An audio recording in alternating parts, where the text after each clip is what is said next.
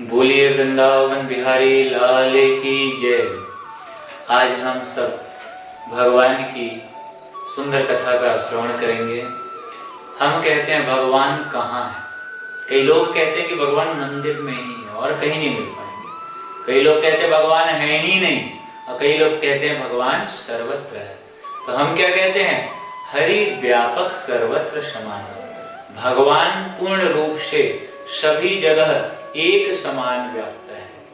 आप कहेंगे कि हम वृंदावन जाके भगवान का पूजन करेंगे तो ज्यादा फल मिलेगा और घर में अगर पूजन किए तो कम मिलेगा। ऐसा नहीं है। जो भगवान आपके घर में है उनकी जितनी सामर्थ्यता है वही वृंदावन के ठाकुर जी की सामर्थ्यता है। विशेष जगह का महत्व है पर ठाकुर जी तो एक है ना।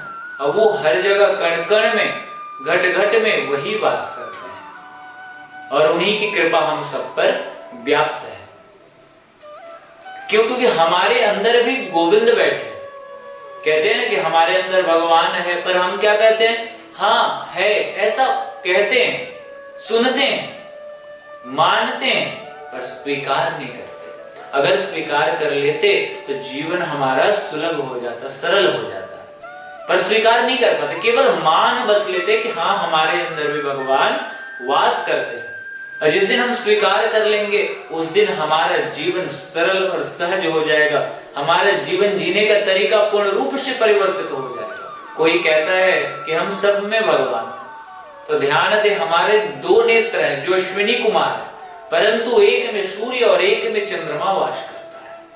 आप कितना भी कर्म करते हैं, कुछ भी करते हैं, तो आप सोचेंगे कि मेरे अलावा तो कोई देख ही नहीं रहा, पर ये गलतफहमी होगी। क्योंकि हमेशा याद रखें, आपके नेत्र आपके प्रत्येक कर्मों के गवाह है और प्रत्येक नेत्र में एक में चंद्र और एक में सूर्य विराजमान और अश्विनी कुमार अधिष्ठात्री उनके देवता है। एक संत हुए एकनाथ जी महाराज।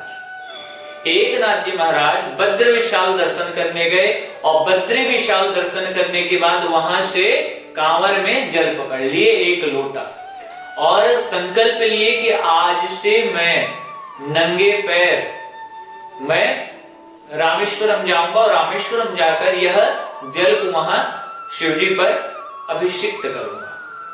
और एकनाथ जी महाराज निकल गए जल पकड़कर।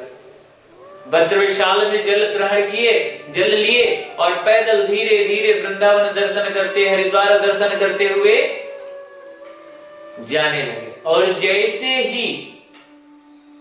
जैसे ही रामेश्वरम पहुंचे, रामेश्वरम का जो मंदिर है उसका शिखर दिख रहा था। मुश्किल से 3 किलोमीटर भी रहा होगा और एक गधा बहुत जोर की आवाज कर रहा था। और जब एकनाथ जी की नजर उन पर पड़ी तो उन्होंने देखा कि ये तो प्यास के कारण इतनी आवाज कर रहा है, और तुरंत ही जाकर उसे पूर्ण रूप से जल पिला दिया। और शिवजी वही गधे के रूप में ही प्रकट हो गए, उसी गधे से भगवान प्रकट हो गए। क्योंकि भगवान सभी जगह एक समान व्याप्त है। ये हमारा मन का भ्रम है कि भगवान मंदिर में है, भगवान घर में है, भगवान कहाँ है, भगवान यहाँ है। भगवान सर्वत्र एक समान है।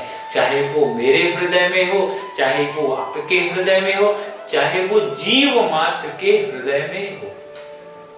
और भगवान को हृदय में विराजमान कर भगवान का स्मरण करें, भगवान का चिंतन करें और जीवन में सुंदर कर्मों का आचरण करें।